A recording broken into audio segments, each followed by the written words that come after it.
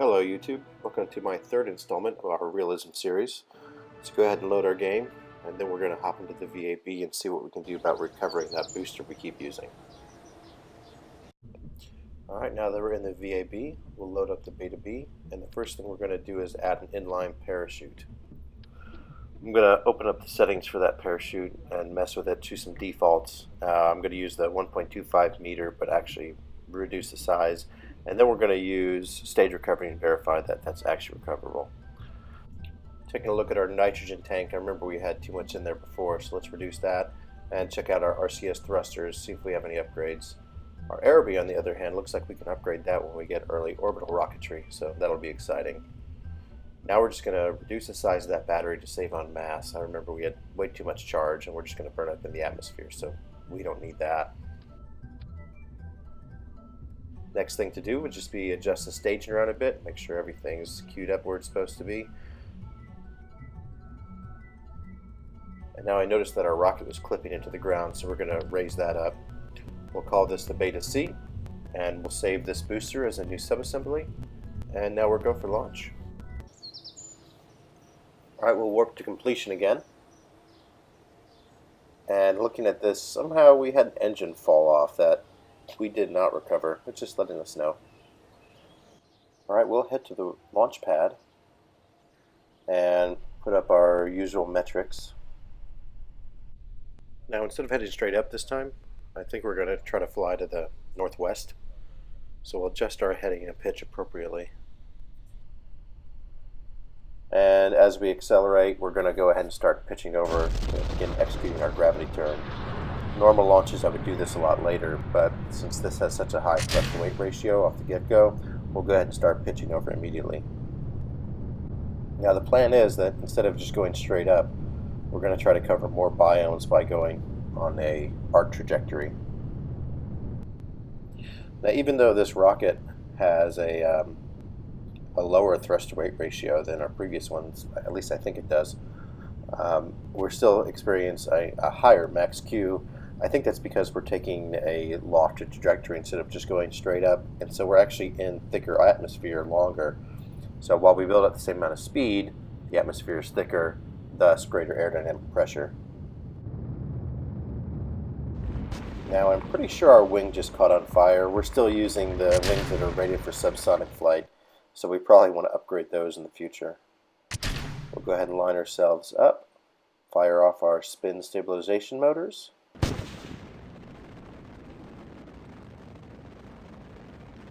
And then fire up the second stage.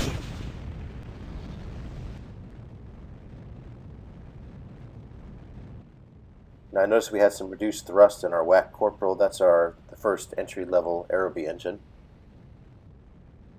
And of course, looking at the contracts, I forgot to select any sounding rocket contracts this time. When we're running out of money, we're going to want to make sure that we accept as many contracts as we can before each flight. Alright, secondary engine cutout. And let's see if we unlock any more science nodes.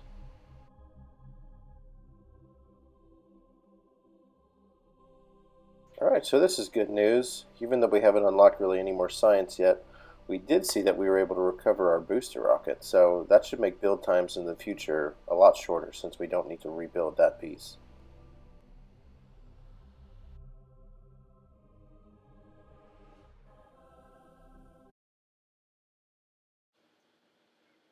Coming in pretty hot.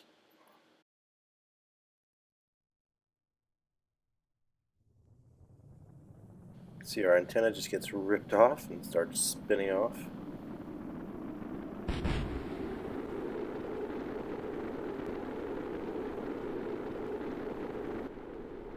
Sure enough, all that remains intact is our little battery and our telemetry unit. I have a personal goal to make sure that those get destroyed one day on re-entry.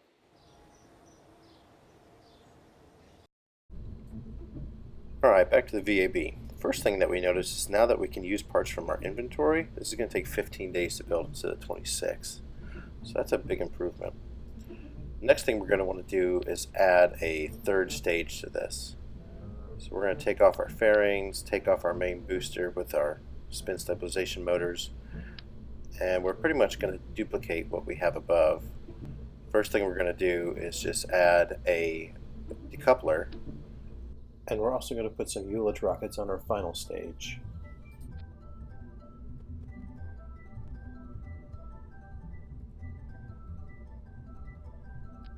Now I'm going to want to take that main fuel tank and engine and just duplicate it down below. I'm going to increase the size of the tank, and I think I'm going to strap on 3 additional engines. That way we still maintain our 50-second burn time. We need to adjust our staging so MechJeb shows those engines in the right stage and can calculate the burn time for us. Now it looks like our whole 2 upper stages together will be almost 4,500 meters per second at delta V.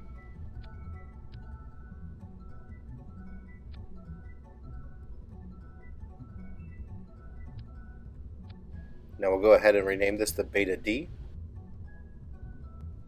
And I can see that it's clipping again into the ground. So we're going to want to raise this craft up a bit. Now we're going to want to adjust our staging around properly. It says 5,800 meters per second at delta V, but that seems kind of low. One trick I learned is that you can actually hover over either the part in the 3D view or the part in your staging view, and it'll highlight in the other view. So if you're kind of confused, okay, which decoupler was this? Then you can highlight it in your staging view, and it should show up with a little green highlight on your 3D view. Alright, 7,000 meters per second. That looks a bit better. Add on our fairings. Let's save this. 16 days to build. I think we're good to go.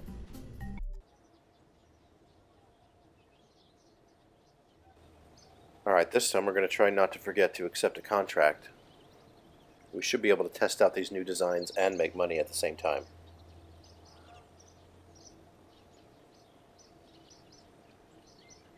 This seems totally reasonable, 220 kilometers. Although achieving 5,100 kilometers is a bit out of reach right now. Maybe if we launch straight up we can get that high, but I'm not sure yet. This time the plan will be to head more north. Heading northwest didn't really seem to get us too much, but we'll see what happens if we just go straight up north. So I'm actually setting my heading west just a little bit, 10 degrees, but that's to kind of counteract the rotation of the Earth. So while we're pointing northwest, the Earth should rotate under us, and we'll effectively be heading north. This would be good if we were trying to enter into a polar orbit. Alright, main engine cutoff.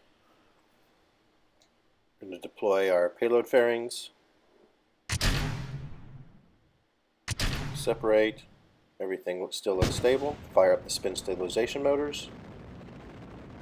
And fire up our second stage. Now immediately we had a failure of one of our engines. Looking at the bottom, it looks like it was our center engine, so if any one of them was to fail, I think we would want that one. Uh-oh, now we've lost another engine.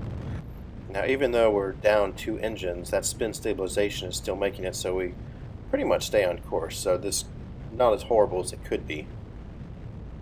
And there goes a third engine. Looks like we only have 1 engine. Okay, that one's out now too. Now we'll get failures up there. It looked like only 2 engines were off, but we had 3 failures. I think what happened is we got a reduced thrust in one, and then an actual failure in that same one. But we're able to collect some more science. Apparently we're over the water again. And you'll notice we're actually uploading 2 things at once. Yeah, I've seen that a lot in this design. That's because our telemetry unit actually has an internal antenna. So we can transmit on our main antenna, which actually transmits a lot faster, the other science thing on our telemetry unit. Alright, final engine burnout. And now we'll coast. So, man, we were so short of 1 million meters.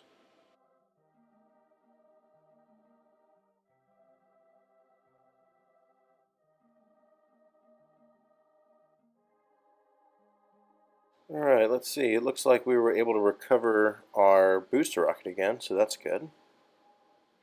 And I think that's a planet over there. I wonder what planet that is.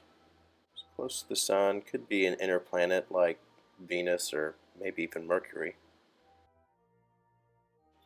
Alright, there's the Claw, Michigan. Looks like we're either going to land on the ground or maybe actually in Lake Michigan. That's if we actually land and don't burn up to the atmosphere again.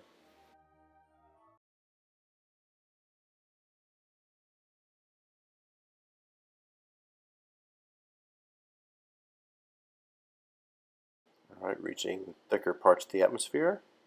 Should see some re-entry heating. Ooh, big old flames and explosions.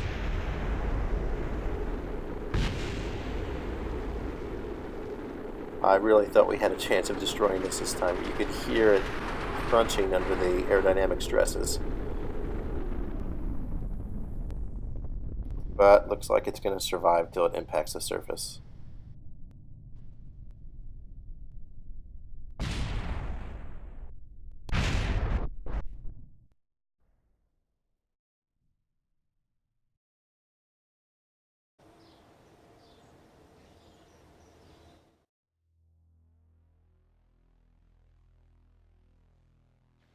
Alright, poking around the science tree, unlocking things which I know I already unlocked. At least I thought I already unlocked. Apparently mature supersonic flight wasn't unlocked already, so looks like we'll be researching that now. So our last mission I would consider mostly a success. We tested some new equipments, we made some new speed and technically altitude records. Go ahead and spend these upgrade points I have, I'll throw them in R&D, since 16 days to build a rocket seems pretty reasonable. I think we're going to build this one again. We had some failures, so I'd like to see what we can do if everything actually works successfully. So we'll just load it up in the VAB and we'll say build it.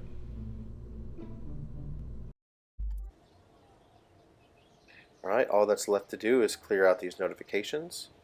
We'll go ahead and warp to completion of all the different things that need to happen. We'll check for some contracts, and we'll go ahead and head to the launch pad. Alright, looking at the map, we went north, we went northwest. I think the best thing to do might be try to head towards the mountains. We made it to Michigan, even on some failures, so I'm thinking we might be able to make it over to like California, maybe. The Earth's rotation should help us. It should kind of rotate under us as we go up. So, if we just head west pretty much, maybe still a little northwest, as if we head west we're not going to go straight west, we're going to follow the curvature of the Earth, and then we're going to start eventually heading southwest. So I think if we pick a heading of 290 degrees, that might be a good choice for us to get over to California. Throttle up, and insufficient resources to ignite. What does that mean? Everything looks fine. My staging was correct. I have fuel. I don't see any failures up there. Sometimes playing previously I would get actual ignition failures, but hitting F3 you'd see that. But it looks like I used my ignition. Alright, well I guess we'll consider this a failure.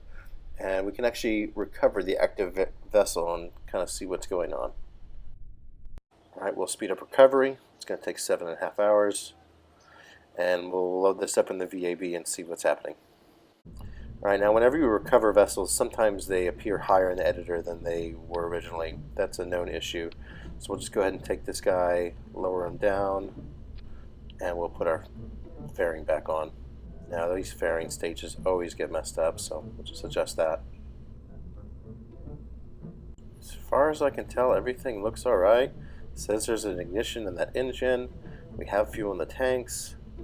So I guess we'll just save these edits.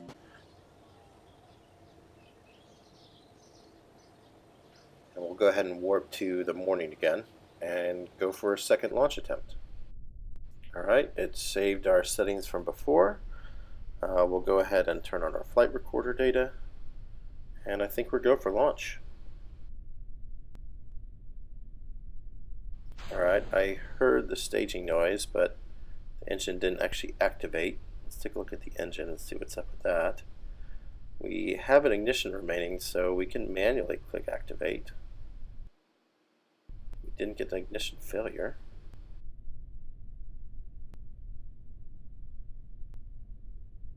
Activate the engine.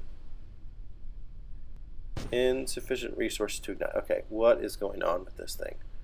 Ah, that looks like the problem. I don't know how, but somehow we managed to get this thing on the launch pad with no power. Maybe, oh, I think I know what happened. Whenever it was on the pad earlier, we time warped. Um, so the sun would come up and we could kind of take a look around and see where we wanted to go. Well, meanwhile, the power was being drained from these batteries. So I guess we need to go back to the VAB and recharge the batteries.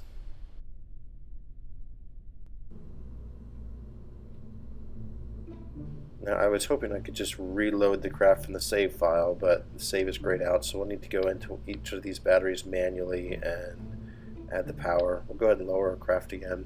There's technically 3 batteries. We have the battery in our main 1 meter guidance unit. That's what actually does the steering. Tiny battery in our telemetry unit, and then our big battery on top. All these managed to drain while we were just sitting on the pad. Now, I thought the launch clamps, because they had fuel pumps, I thought they would keep our batteries charged as well, but maybe that's not the case. Maybe we need to use like an umbilical tower or something for that? I'm not sure. Fix our staging again. Alright, they always say 3rd time's a charm, so let's see what happens. Alright, everything's saved except our flight recorder settings. We have charge now in our batteries. The stage didn't work again. I don't know what's up with that. Let's try activating the engine again. Alright, we have ignition. Go ahead and start pitching over. And I'm just going to lock it to surface velocity. The gravity turn will happen by itself. Won't kind of monitor it too much by manually adjusting my pitch. This will actually make it a little bit smoother. We're not going in for like any specific orbit or anything, so I'm just going to go straight. Let gravity do the work. See, already looking at these drag number losses, there's no way we lost, over 3,000 meters per second to drag, because we've only expended 1,400 meters per second. Really, I bet we can calculate it. The gravity losses are probably right, We've been going for a minute and 10 seconds. Alright, we're going to wait for our dynamic pressure to drop down, drop the fairings. We'll separate, wait for it to stabilize, fire up our spin stabilization rockets, and then give these engines another shot. Alright, no initial failures, that's good. We'll go ahead and activate our antenna. This is looking a lot better.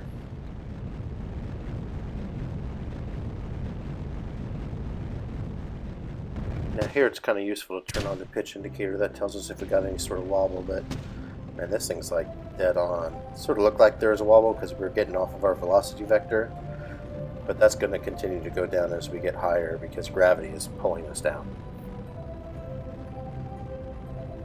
Now we still got 1,000 meters per second at delta V, and we're already at 750 kilometer apoapsis. Looks like we're going to be breaking some records today. Alright, looking at the map, looks like we're going to make it to California. We still got to remember that, the Earth's going to rotate under us, so we'll probably wind up crashing into the ocean. Sure enough, we get to recover our booster rocket again. Now, I think we should at least get the mountainous region for science reports, and we're going over like Utah, New Mexico area, I would think, so we probably have desert as well.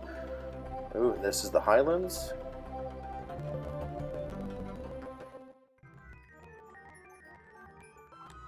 Now we have the desert. And I noticed that we're not getting an atmospheric scan report. Let's take a look, see if we can grab this as it spins by. We got it. And log pressure data.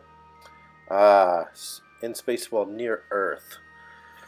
So it looks like the atmospheric pressure scan is not biome specific. So we don't really need to worry about carrying that along with us. But, it's cheap, it's light, keeps our craft balanced right now, and if we get too high over space, we'd want to have it on us. Now we have mountain.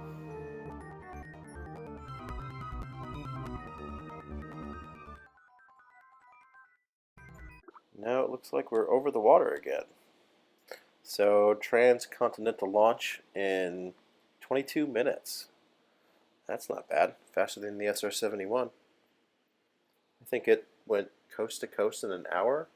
I think it went from Virginia, or not from Florida. Ooh, explosions. And our antenna's still on.